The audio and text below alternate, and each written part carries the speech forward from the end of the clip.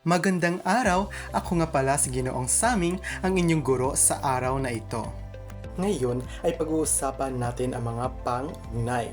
Alam naman nating mahalaga ang malinaw na pagpapahayag ng ideya. Ngunit paano nagiging maayos at magkakaugnay ang ating pangungusap? Dito na pumapasok ang mga pang-ugnay. Ang pang-ugnay ay ang mga salitang ginagamit upang pagdugtungin ang mga salita, parirala o pangungusap upang malinaw at maayos ang daloy ng ideya. Sa madaling salita, ang mga pang-ugnay ay tulay na nagdurugtong sa mga kaisipan. Bakit mahalaga ang pang-ugnay? Ang pang-ugnay ay mahalaga dahil ginagamit ito upang maayos na maipahayag ang mga ideya at magkaroon ng linaw ang isang pahayag o salita. Kapag wala ito ay magulo at mahirap intindihin ang isang salita o pangungusap. Halimbawa, mayroon akong maling pangungusap at wastong pangungusap dito. Maling pangungusap. Nag-aral ako, may pagsusulit bukas. Tamang pangungusap. Nag-aral ako dahil may pagsusulit bukas. Sa maling pangungusap ay makikita natin na hindi malinaw, hindi maayos at hindi agad maiintindihan. Habang sa wastong pangungusap naman ay mas ginamitan na ito ng pang-ugnay kaya mas malinaw, mas maayos at mas madaling maunawaan. May pangunahing tatlong uri ng pang-ugnay. Una ay pangatnig, pangalawa, pang-angkop, pangatlo ay pang-ukol.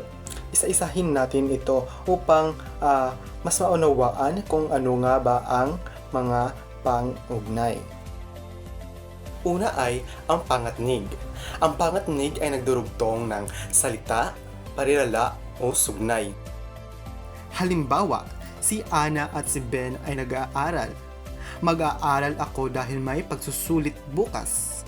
Makikita natin dito na ginamitan ng pang-ugnay na at dahil upang mas komprehensibo ang pangungusap. Narito ang ilang karaniwang pangatnig.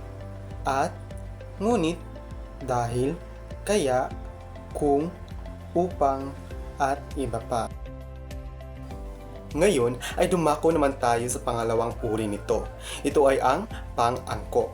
Ang pang-angkop ay nagdurugtong ng salita sa kapwa-salita upang maging maayos ang tunog ng pangungusap.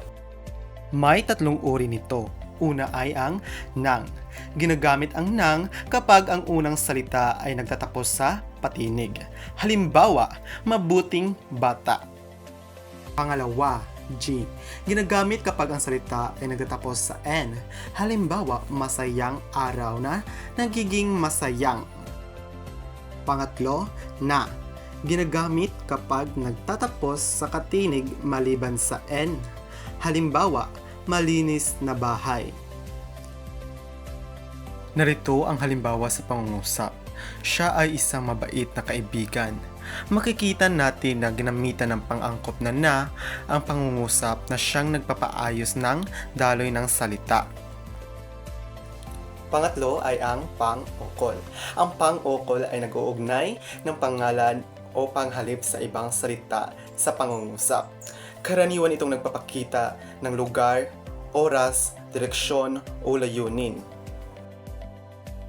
Narito ang ilang halimbawa ng pang-ukol. Sa, ng, para sa, laban sa, tungkol sa, ayon sa. Narito ang halimbawa sa pangungusap. Pumunta kami sa paaralan.